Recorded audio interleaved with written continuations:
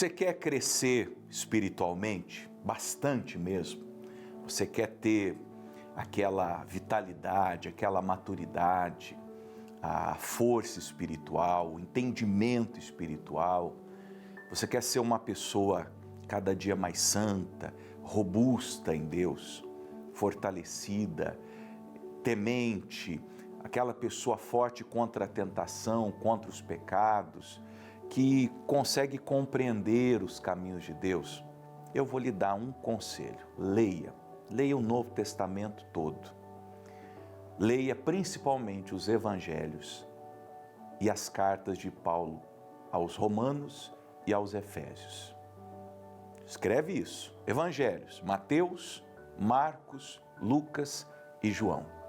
Os feitos de Jesus, as palavras de Jesus, a vida de Jesus, aquela introdução à vida cristã pelo próprio mestre, pelo próprio professor. Aquele que está propondo, mais do que propondo, mais do que ensinando, está mostrando a nós como é, como faz, como procede, como fala, como pensa, como age, como se move. São os evangelhos, Mateus, Marcos, Lucas e João. Leia sem pressa e leia todos os dias, leia na sequência, na ordem. Abandone os joguinhos estúpidos do seu celular e essas coisas que roubam o tempo, os vídeos curtos da internet, Instagrams e TikToks e os seus afins, e concentre-se nos evangelhos. Aí, leia as cartas de Paulo, as de João, as epístolas das Escrituras, mas eu falo, dê uma atenção a Romanos, carta do apóstolo Paulo aos Romanos, à igreja que estava em Roma, e aos Efésios. Os estudiosos da Bíblia, e eu concordo com eles, comprovei que eles estão com razão, quando um estudioso da Bíblia fala alguma coisa, vá e leia e comprove para ver se o que eles estão falando é verdade. Eles afirmam que estas são as duas cartas mais espirituais da Bíblia Sagrada. E eu concordo com eles. Romanos e Efésios. Vocês encontrarão coisas ali pesadas, densas, confrontadoras, que, por exemplo, essa igreja moderna hoje não está acostumada, não tem vontade de praticar. As coisas estão assim caminhando para uma coisa qualquer. Pessoas vão praticando, vão frequentando a igreja como quem frequenta o cabaré, me desculpe falar assim, libertinagem. Agora tem uma moda aí de igrejas fazerem campanha para tatuagem. O próprio pastor da igreja fez lá dentro da igreja, esse vídeo está na internet, por isso que eu estou contando, e as pessoas fazem tatuagem. A coisa está, como diz lá na minha terra, degringolando. Muito triste. Mas se você quer crescer na fé, você quer crescer na vida espiritual, então as cartas, como eu disse, os evangelhos. Hoje nós vamos ler Efésios. Eu quero passar mais uma vez sobre esse texto, no capítulo 2, do 1 ao 10, sem muito me aprofundar, mas pontuar você, Efésios 2, do 1 ao 10, acerca da salvação, que já aconteceu na sua vida. E hoje, quando eu orava na madrugada, eu disse a Deus, eu sei que eu vou falar com pessoas que já estão salvas, pessoas que estão no processo. Por isso que quando eu ler, eu vou tentar colocar você, mostrar você, situar onde você esteja. E pessoas, espero, a minha oração é também que, se não ainda já passaram pelo processo, estejam passando por ele, venham a passar em breve. Que você possa passar em breve, que você possa estar em breve dentro disso. Bom, sem mais delongas, e vos vivificou, estando vós mortos em ofensas e pecados. Para quem já passou por esse processo, ele já fez essa obra, ele já vivificou você. Se você está agora nesse tempo da vida ouvindo o Evangelho, e eu te aconselho, fica com a gente aqui, leia as cartas, como eu mencionei, leia os Evangelhos, leia o Novo Testamento, como eu falei há pouco, porque o que Ele está fazendo agora é te vivificando.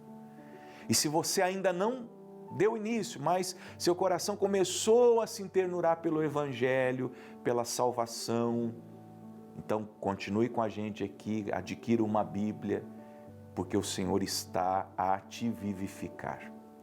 Veja que Ele nos vivificou, ou seja, Ele nos deu vida, Ele nos trouxe a vida quando nós estávamos mortos em ofensas e pecados. Nós não estávamos buscando a Deus, nós não estávamos querendo Deus, nós somos buscados. Jesus disse, não foram vocês que me escolheram, eu escolhi vocês. Por isso que esse é um texto que fala sobre a salvação pela graça. Porque se nós estamos, ou já estivemos, ou estamos prestes a sermos vivificados, esta é uma obra única e exclusivamente de Deus. É claro que a minha parte da recepção, de responder positivamente, é importantíssima. Mas quem deu o primeiro passo, quem está dando o primeiro passo, quem dará o primeiro passo, sempre é o Senhor Jesus. Ou você me diz que Saulo, indo a Damasco para matar crente, estava procurando Jesus. Não, quando a luz veio e de súbito iluminou aquela estrada violenta, aquele homem não estava indo buscar Jesus, ele não queria nada, aliás, ele queria extirpar, acabar com o nome de Jesus e com todas as pessoas que professavam o nome de Jesus. Imagino que enquanto Paulo esteja escrevendo essa carta, ele está pensando nele mesmo. Ele foi vivificado estando morto em ofensas e pecados. E aí ele se lembra e nos lembra que em outro tempo nós andávamos segundo o curso desse mundo, segundo o príncipe das potestades do ar, do espírito que agora opera nos filhos da desobediência, ou seja, o próprio diabo, o próprio demônio, o próprio Satanás, entre os quais todos nós também antes andávamos nos desejos da nossa carne, fazendo a vontade da carne e dos pensamentos, e éramos por natureza filhos da ira, como os outros também. O que ele está pontuando é que existe duas vidas diferentes. Uma, aquela antes do nosso encontro com Jesus, antes de sermos visitados e, consequentemente, vivificados. E essa vida nova que está nascendo, ou que nasceu no Evangelho. Deixa eu lhe dizer com muito amor, e essa é uma parte importante do que eu quero tratar. Se não existe um divisor de águas no que você chama de conversão, se não existe um divisor de águas no que você chama de novo nascimento, então é possível que isso não tenha acontecido.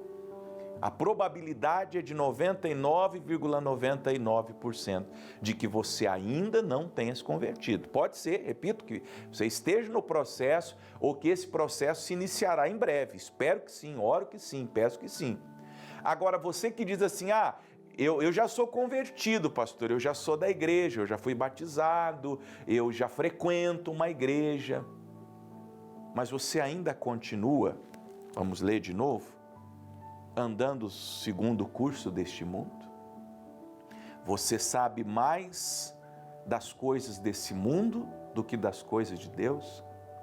Você, por exemplo, conhece de cor os nomes dos jogadores do time que você torce, mas você não sabe os nomes dos 12 apóstolos, nem dos 12 filhos de Jacó. Se te perguntarem quem são os filhos de Jacó, você não sabe. Se alguém te perguntar quem são os apóstolos, você vai se lembrar possivelmente de Pedro, Tiago e João e o Judas Iscariotes. Quem sabe Tomé você se lembra, mas você não. Não é verdade? O que isso significa? É um indício muito provável que você não seja uma pessoa ainda nascida de novo. Porque você ainda segue o curso desse mundo. Você ainda está sob o domínio do príncipe das potestades do ar, do espírito que está operando nos filhos da desobediência. Você ainda anda nos desejos da sua carne, você ainda faz a vontade da carne, você ainda faz a vontade dos seus pensamentos. Talvez você simpatizou. Você é, do que eu gosto de dizer, um cristão nominal. O que é um cristão nominal? Cristão do nome, da pronúncia, do dizer que é. Se alguém te perguntar, se vier o IBGE fazer uma pesquisa na sua casa e perguntar a sua religião, você vai dizer, eu sou evangélico, sou crente, sou cristão.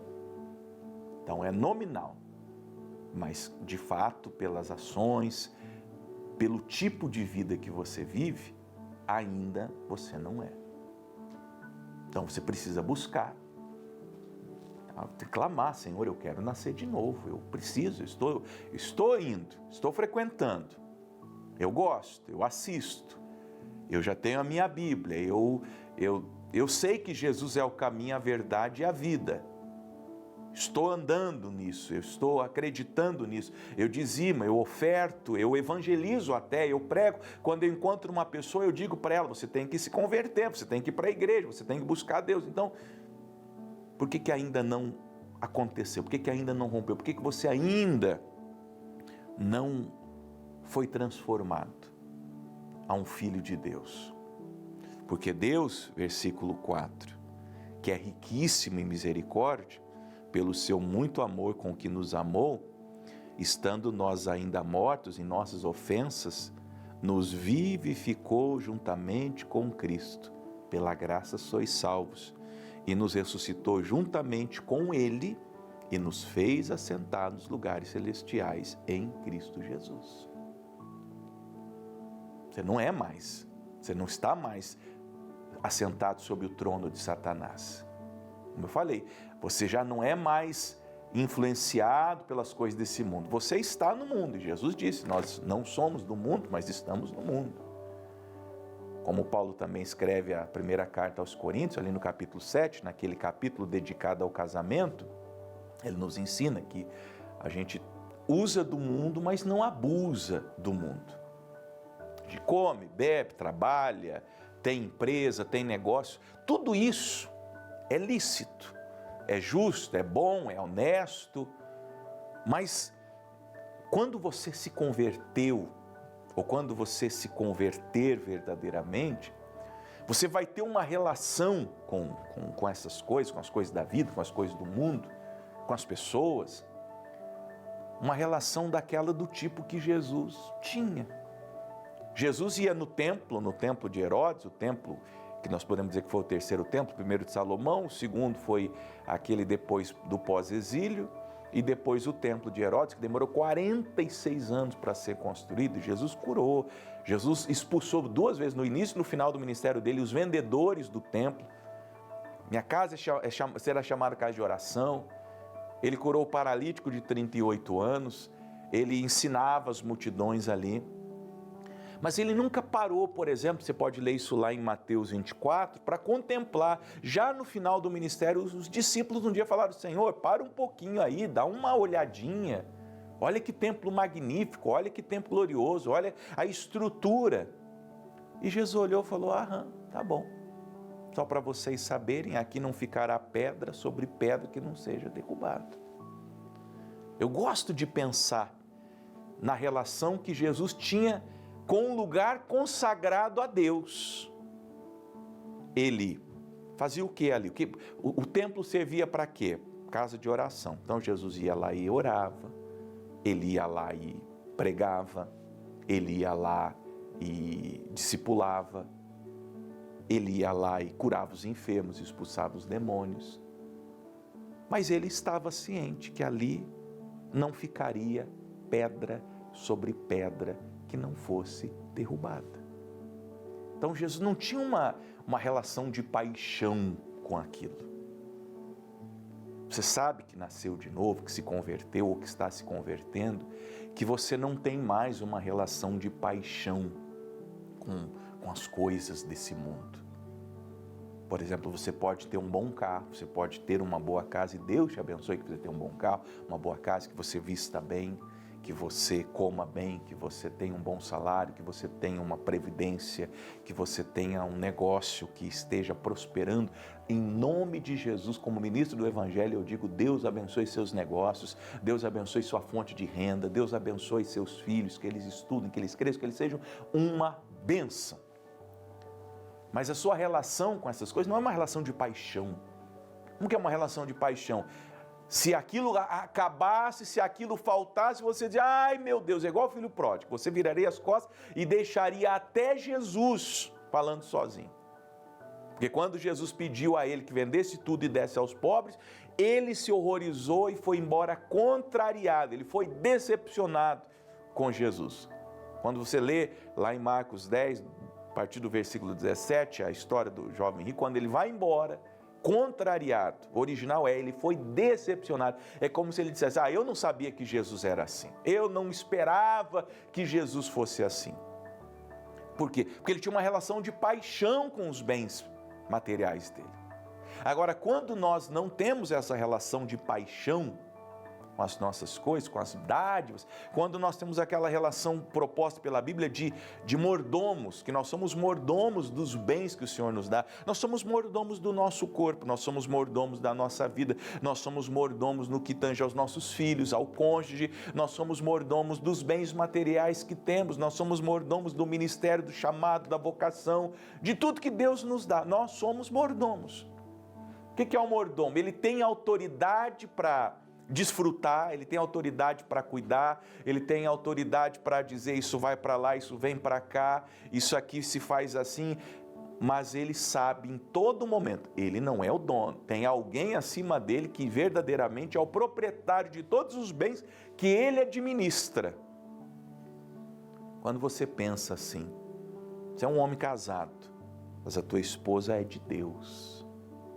Você tem filhos, os seus filhos são de Deus. Você recebeu a graça de ter aquela mulher como esposa, de ter aquelas crianças como seus filhos, ou os netos, se já vieram os netos. Você é uma pessoa rica, de posse, de bens materiais, você é um empresário. Deus te deu a graça. É como se Deus dissesse para você: meu filho, eu confio em você, cuida para mim. Ele te deu o teu corpo. Olha aí teu corpo. Cuida desse corpo para mim. Pelo seu corpo, eu quero ser glorificado. Eu quero que você cuide, que você tenha muita saúde. Viva muitos anos. Na minha palavra, na minha promessa, você na velhice ainda dará frutos. Você vai anunciar o meu nome. Mas cuide bem do seu corpo para mim. Se alimente bem. Faça exercícios. Não se autodestrua pela alimentação. E aí, como um bom mordomo do seu corpo, da sua vida, da sua existência, você honra e glorifica a Deus. Mas você não tem uma relação de paixão. No dia que Deus quiser te chamar e deixar esse corpo para os bichos fazerem o trabalho dele lá no sepulcro, você estará em paz porque fez o melhor no cuidado do seu corpo, da sua vida, das coisas que Deus te deu. É isso que ele está nos dizendo. E para que ele fez isso? Olha o 7. Para nos mostrar, e aqui tem uma chavinha importante, espero que o Espírito Santo te ilumine, como ele me iluminou na hora que eu estava lendo isso aqui de madrugada. Parece que alguma coisa aconteceu dentro de mim, eu não sei explicar para você.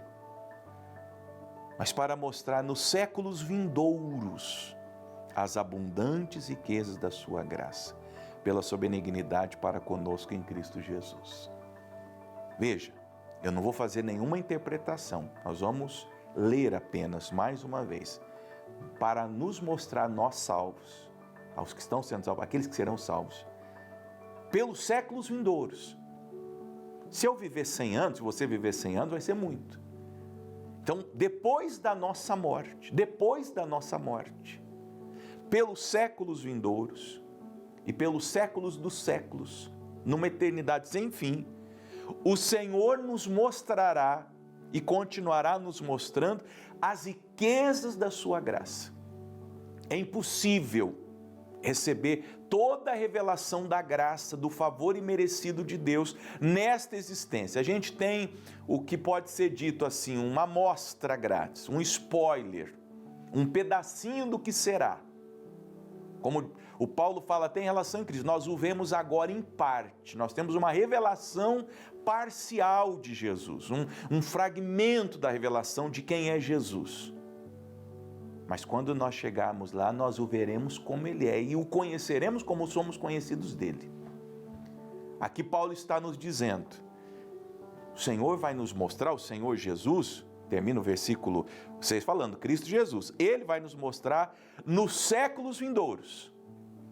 Imagine, vamos pensar comigo, fala para você que já está numa certa idade, digamos que você vai morrer em breve. Você vai partir em breve, vamos tirar essa palavra, você vai partir em breve, com Jesus salvo, batizado, remido, santificado, perdoado, justificado, será glorificado. Daqui 100 anos, daqui 200 anos, daqui 500 anos, daqui 1000 anos, você estará conhecendo os séculos, pelos séculos vindouros, as abundantes riquezas da sua graça. Por isso que um crente não tem medo de morrer. Não temos medo de morrer. Ontem eu falei com uma pessoa muito querida, eu falei, eu não tenho nenhum medo de morrer. Para mim seria até uma benção partir. Eu acho que eu só não quero ir antes, porque eu tenho ainda filho para criar. A gente pensa um pouquinho, né, nas crianças e na falta que um pai pode fazer a um filho, mas em relação ao que me espera lá, olha o que está me esperando, olha o que está esperando você. E olha você que ainda não se converteu, o que você está perdendo. O Senhor vai te mostrar nos séculos vindouros as abundantes riquezas da sua graça. A gente não recebeu nada ainda. Não conseguimos nem compreender. É algo que Deus deixou para depois, porque não dá para revelar agora. A gente, repito, tem uma amostra do que será. Um vislumbre do que será. Nós somos como Moisés, subindo lá no monte, vendo a terra, né, os limites da terra, contemplando. Daí o livro do Apocalipse, no qual nós estamos fazendo um estudo, fala um pouquinho do que é, do que será, da Nova Jerusalém, das ruas de ouro, mas não dá para a gente saber, a não ser que cheguemos lá, e chegaremos lá, em nome de Jesus chegaremos lá. E aí ele torna a dizer no 8, porque pela graça sois salvos por meio da fé, isso não vem de vós, é dom de Deus, não vem das obras para que ninguém se glorie. Não pense que você merece essas coisas, é por causa da graça de Deus. E se você está sendo visitado por Deus, pela sua graça, se você está recebendo tão grande privilégio, sem merecimento, por que não se entregar?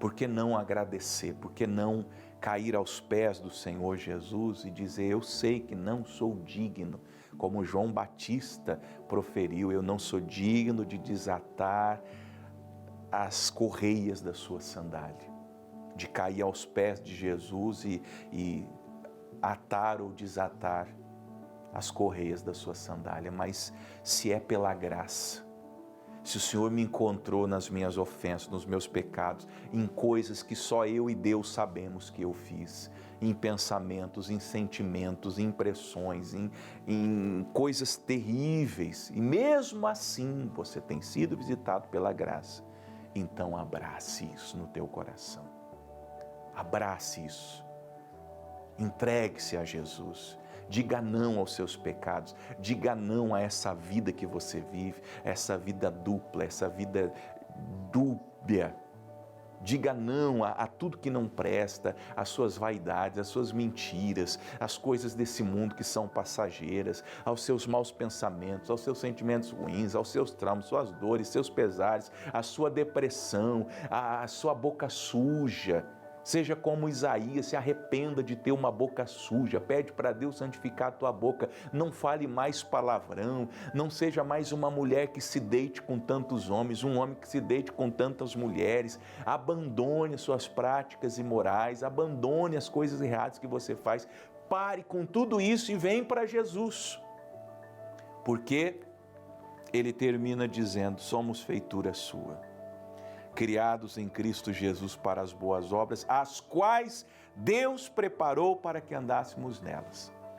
Antes de inaugurarmos aquela estrada celestial, pelos séculos dos séculos, trilhando a estrada chamada riqueza da graça de Deus, nós temos uma estrada em Cristo Jesus, que Deus nos preparou para até o último dia das nossas vidas andarmos nela, chamada boas obras. Ande na estrada das boas obras. Já vivificado, já perdoado, já decidido dentro do teu coração, eu serei diferente a partir de hoje. Eu rendo minha vida a Jesus, eu entrego minha vida a Jesus, eu não quero mais nada com o pecado, eu não quero mais nada com as coisas erradas, eu quero ser um novo homem, eu quero ser, a senhora diga, uma nova mulher. Amém?